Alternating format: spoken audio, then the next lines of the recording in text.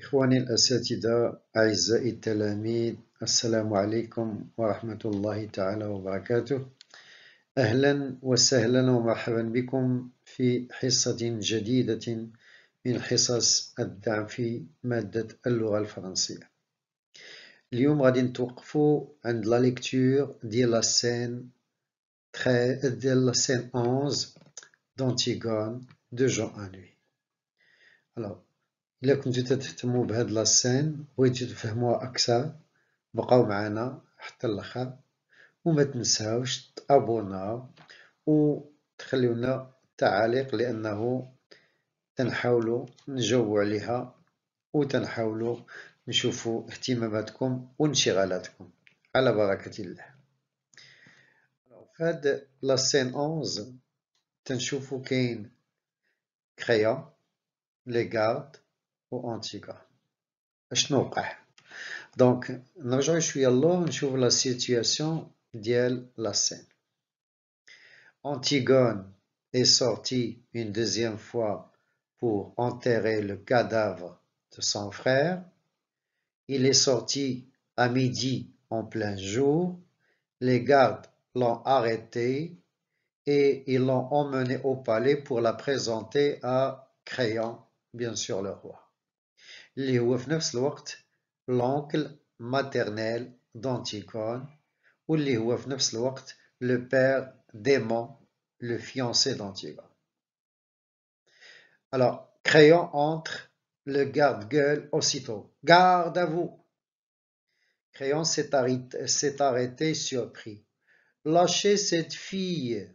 Donc, regardez, Créon donne un ordre aux gardes de lâcher Antigone. Parce que Antigone avait les menottes en main, il dira مربوطين. Bien sûr, Créon croit que c'est une erreur. ربما تعتبر بأنه خطأ. تعتقد بأنه خطأ. Antigone تشدت عاوكا. Qu'est-ce que c'est? C'est le piquet de garde-chef.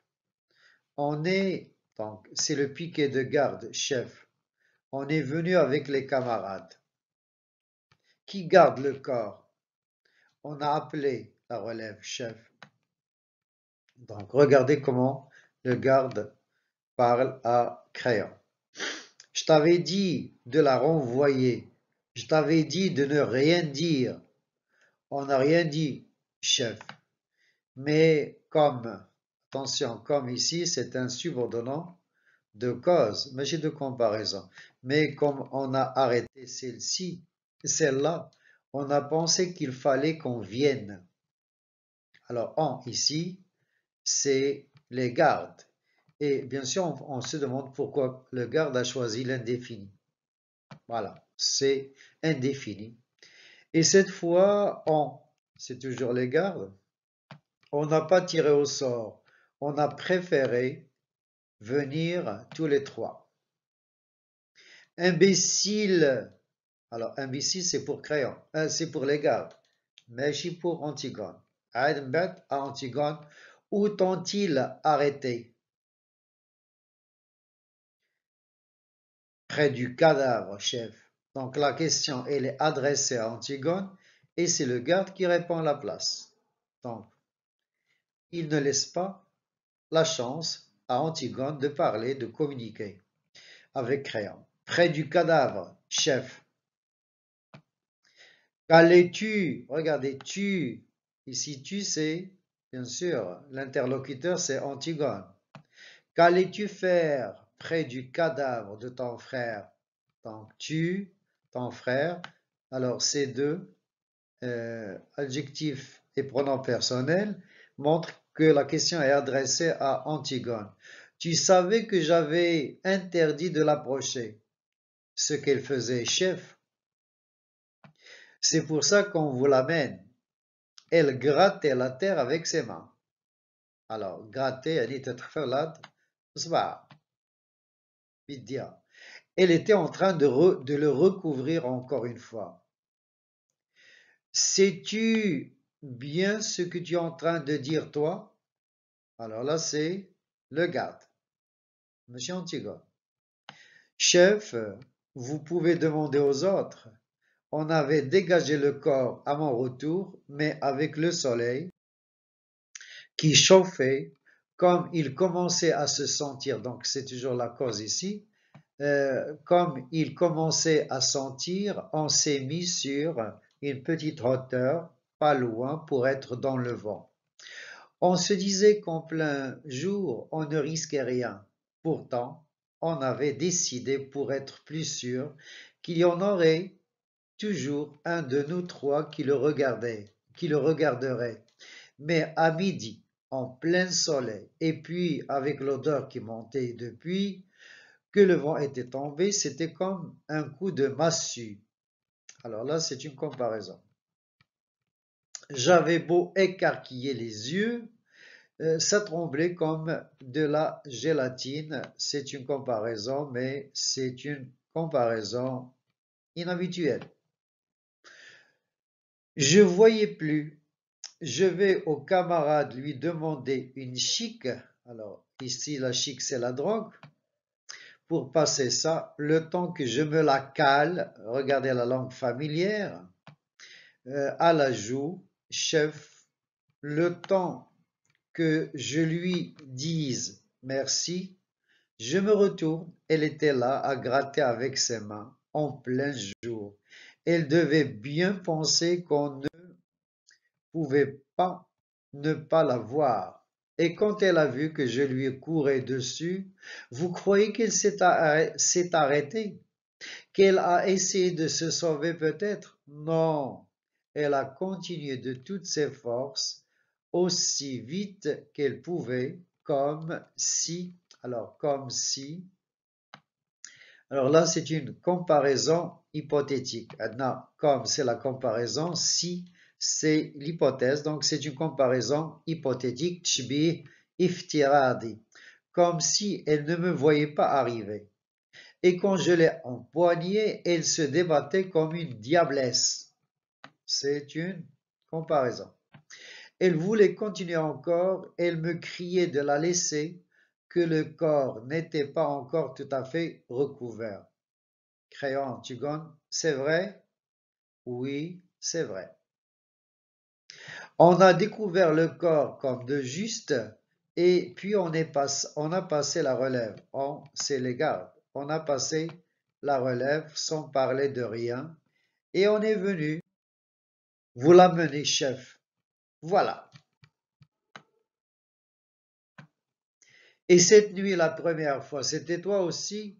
Oui, c'était moi, avec une petite pelle, yabala, srera, une petite pelle de fer qui nous servait à faire des châteaux de sable sur la plage pendant les vacances. C'était justement la pelle de Polynice. Il avait gravé son nom au couteau sur le manche. Alors, le manche ou le gavda del bala. C'est pour cela que je l'ai laissé près de lui. Mais il l'en prise. Alors la seconde fois, j'ai dû recommencer avec mes mains. On aurait dit une petite bête qui grattait. Là, c'est une comparaison. On aurait dit une petite bête qui grattait. Même qu'au premier coup d'œil, avec l'air chaud qui tremblait, le camarade dit, mais non, c'est une bête. Là, c'est une métaphore. Mais c'est une bête, c'est une métaphore. Penses-tu, je lui dis, c'est trop fin pour être une bête. C'est une fille. Crayon.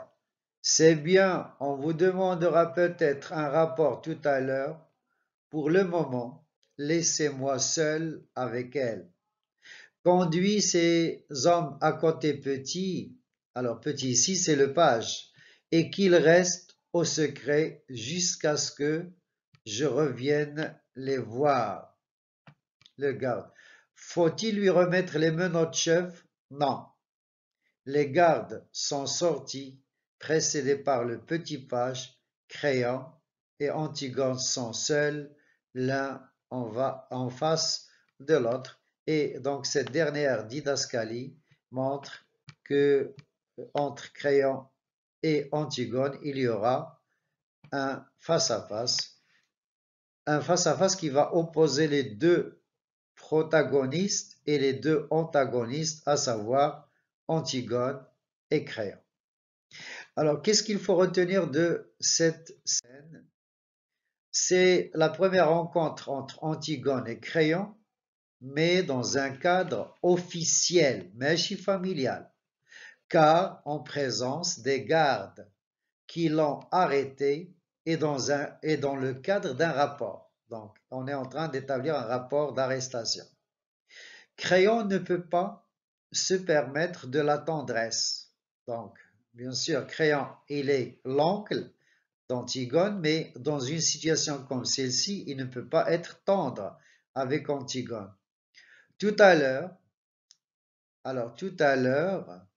il était très furieux contre celui qui a bravé sa loi, mais là, il est froid.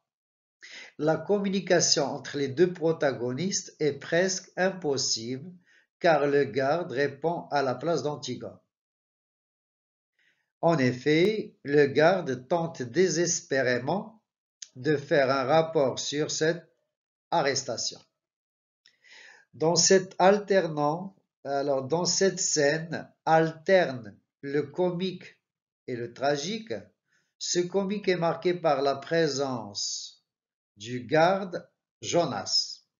C'est un personnage stupide et borné. Il est vrai que Créon était choqué de voir Antigone arrêtée par les gardes. Voilà pourquoi il leur a demandé de la lâcher, mais cette dernière ne tarde pas à tout avouer. Voilà, merci de votre attention.